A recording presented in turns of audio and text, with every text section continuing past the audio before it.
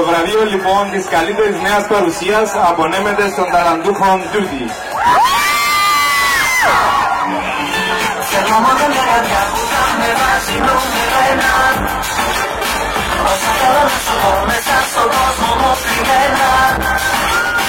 Κι άλλους είναι φίλοι, κι άλλους τα λεφτά.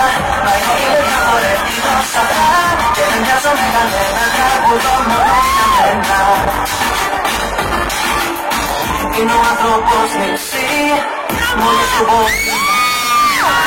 Πολλά συγχαρητήρια.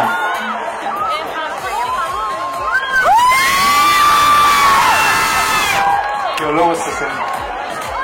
Πάντα πιο ψηλά. Θέλω να πω ότι το βραβείο αυτό δεν ανήκει μόνο σε μένα, ανήκει στον κόσμο. Γιατί αν ανήκει στον κόσμο αυτό δεν ανήκει εγώ.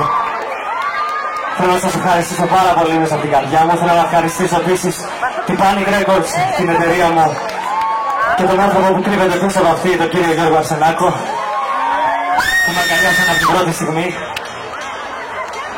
Είμαι πάρα πολύ συγκινημένος γιατί αυτό το βραβείο το παίρνω στην πατρίδα μου και την κυρία αξία του Λαχάνη. Σας ευχαριστώ πάρα πολύ.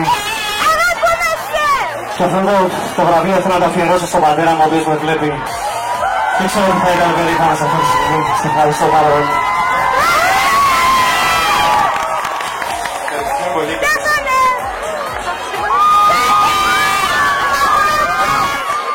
Συγχαρητήρια στον Τούτι λοιπόν για τις ευχές μας και μια λαμπρή.